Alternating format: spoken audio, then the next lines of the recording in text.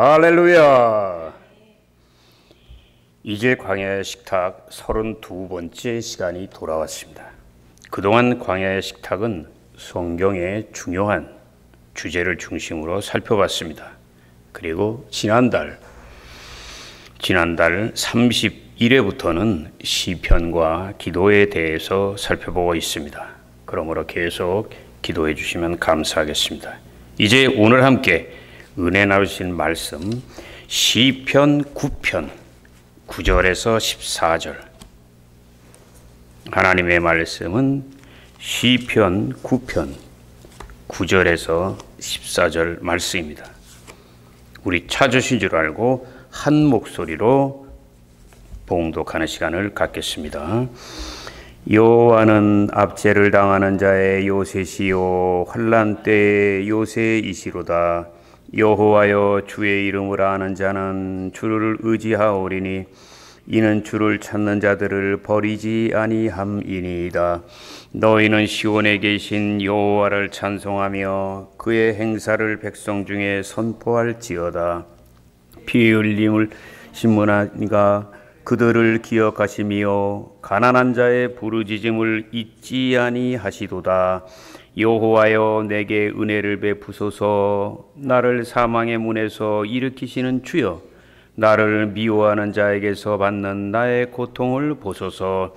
그리하시면 내가 주의 찬송을 다 전할 것이요 딸 시온의 문에서 주의 구원을 기뻐하리이다. 아멘. 할렐루야. 저는 오늘 이 시간 함께 봉독한 말씀을 중심으로 해서 기도는 죽음을 생명으로 바꾸는 것이란 제목으로 은혜의 말씀을 나누고자 합니다. 시편의 절반은 다윗의 작품이에요. 그러므로 우리가 시편을 이해하기 위해서는 다윗을 알아야 돼요. 다윗의 생애의 특징이 한마디로 무엇입니까? 말할 수 없는 고난이 영광으로 바뀌는 거죠. 사마의 골짜기가 잔이 넘치는 축복으로 바뀌는 겁니다. 그런데 다윗의 생애 속에 고통이 시작된 그것이 바로 하나님께 왕으로 기름 부음을 받으면서 시작됐어요. 근데 중요한 것은 다윗이 기름 부음 받고 다가온 엄청난 고통 속에서 낙심하고 뒤로 물러난 게 아니라 더 생명을 걸고 기도하며 하나님 앞에 엎드렸기 때문에 하나님이 도와주셔서 결국은 목동이 왕이 되는 놀라운 영광의 삶을 살게 된 것입니다. 그러므로 저는 오늘 시편을 함께 살펴보면서 그 영광의 삶으로 가는 길과 비결을 찾아보고자 합니다. 첫째로, 기도는 어떤 사람이 하는 것인가? 다윗은 오늘 두 종류의 사람에 대해서 기록하고 있습니다. 한 사람은 믿음이 있는 사람입니다. 다윗은 시편 9편 10절에 이렇게 고백합니다. 주의 이름을 아는 자는 주님을 의지하오리니 그 이유는 주님을 찾는 사람들을 결코 버리지 않기 때문입니다. 성경이 말씀하는 믿음이 과연 어떤 믿음이에요? 그것을 알기 위해서는 9절에 기록된 환난이라는 단어를 반드시 이해해야 됩니다. 왜냐하면 이 말씀은 소망이 완전히 끊어져 버린 절망적인 상태를 성경은 환난이라고 말씀합니다. 그런데 그럼에도 불구하고 다윗은 결코 환경을 바라보고 낙심하지 않습니다. 좌절하지 않습니다. 오히려 더욱 하나님을 바라보고 하나님을 의지하고 하나님의 도움을 구하는 것, 이것이 바로 성경이 말씀하는 믿음인 걸 기억하시기를 주의 이름으로 축원합니다. 그 하나님 오늘도 히브리서 10장 38절에 이렇게 말씀하지 않습니까? 오직 나의 의인은 믿음으로 살리라. 내가 뒤로 물러나면 내 마음이 너를 기뻐하지 아니하니라. 또 하나, 기도하는 사람은 어떤 사람이 합니까? 마음이 가난한 사람이 합니다. 다윗은 시편 9편 12절에 이렇게 고백합니다. 하나님은 가난한 자의 부르짖음을 잊지 아니하시는도다. 이 말씀 안에서 가난한 자의 의미가 뭐예요? 물론 가진 것이 없는 사회적인 약자를 보통 가난하다 그러죠. 그런데 성경이 말씀하는 가난한 자의 영적인 의미는 목마른 사슴이 시냇물을 찾듯이 늘 갈급하게 하나님의 생명의 손길에 도움을 구하는 그런 자세, 그런 믿음, 그런 사람인 걸 믿으시기를 주의 이름으로 축원합니다.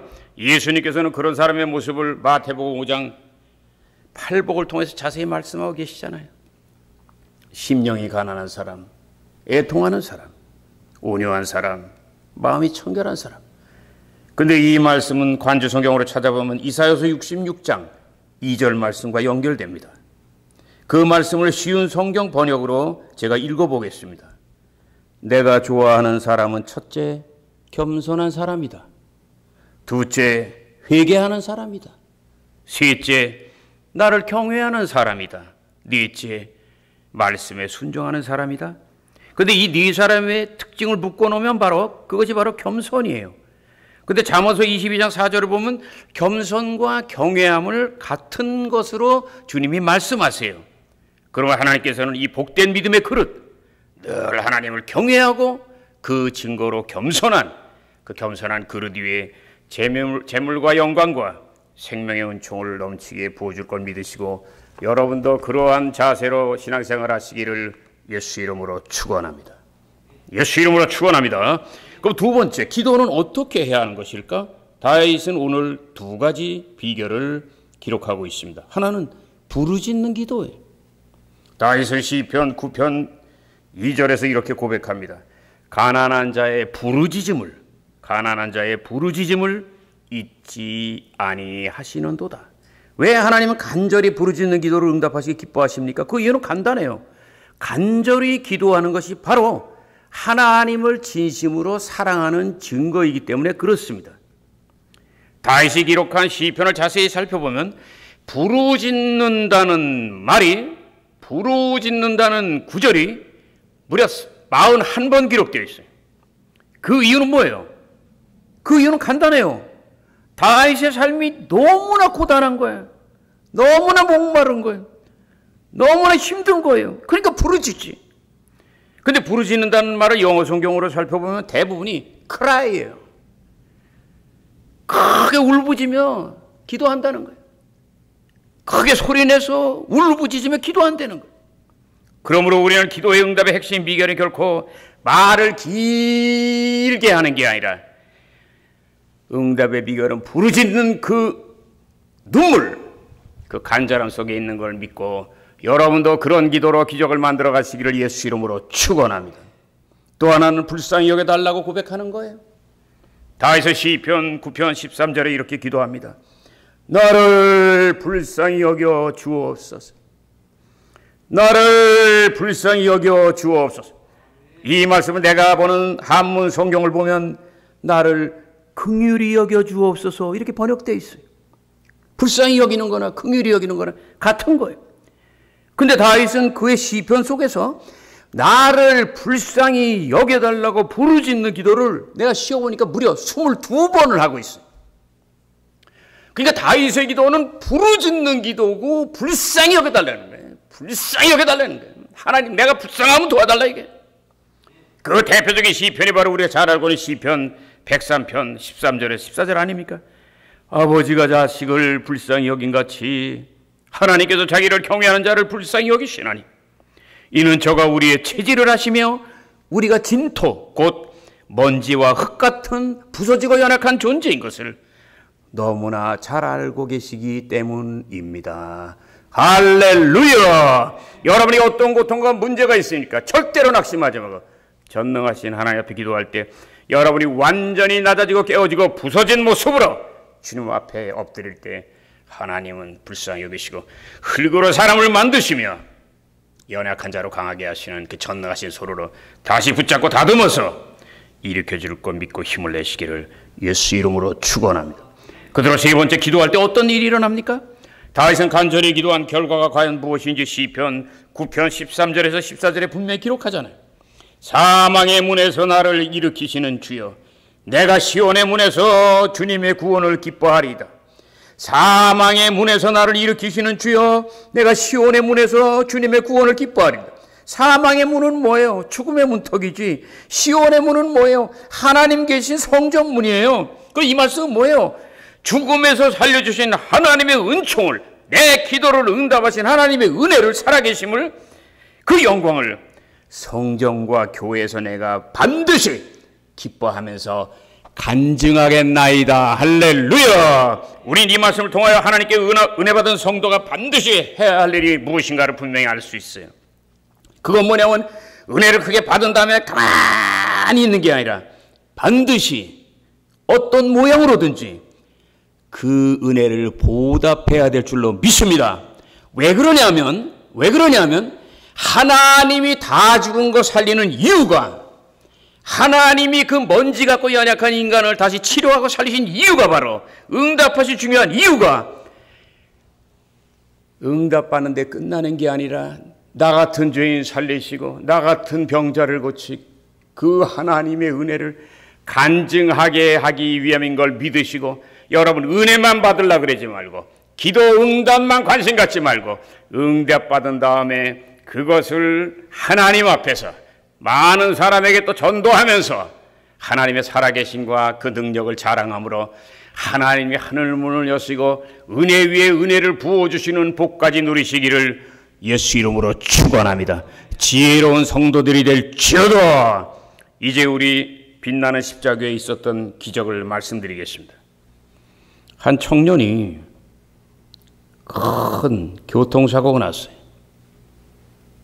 밤에 친구들하고 타고 운전하고 가다가 큰 도로 길가에 세우는 차를 보지 못하고 충돌해 버렸어요.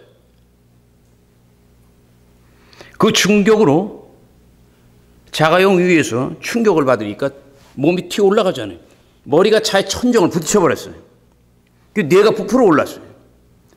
중환자실에서 의식을 잃은 채 입원한 거예요.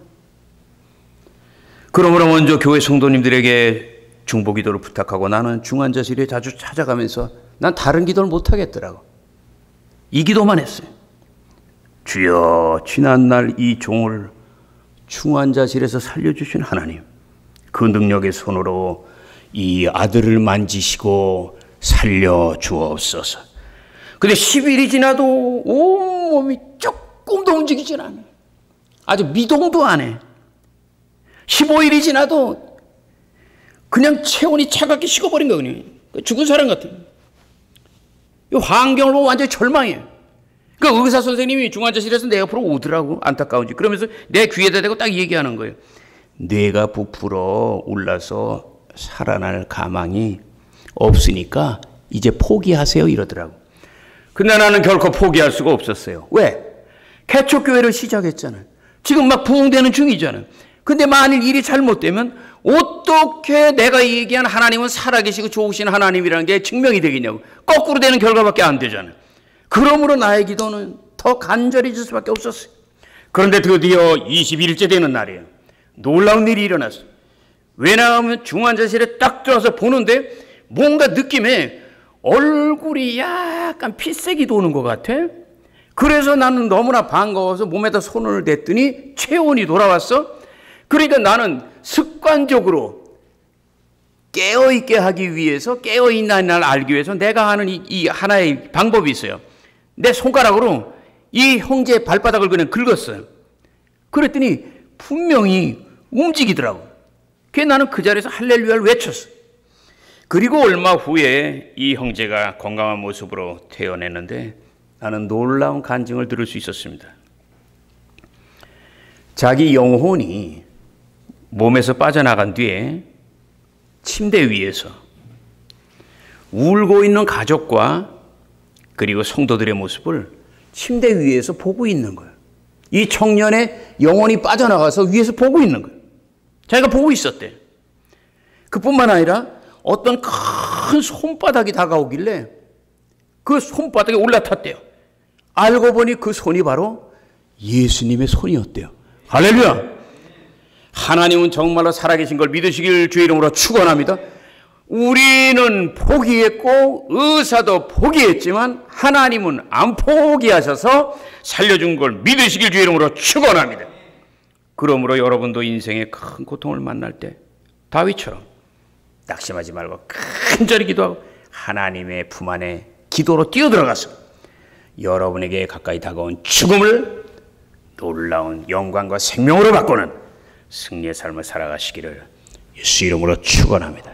예수 이름으로 축원합니다.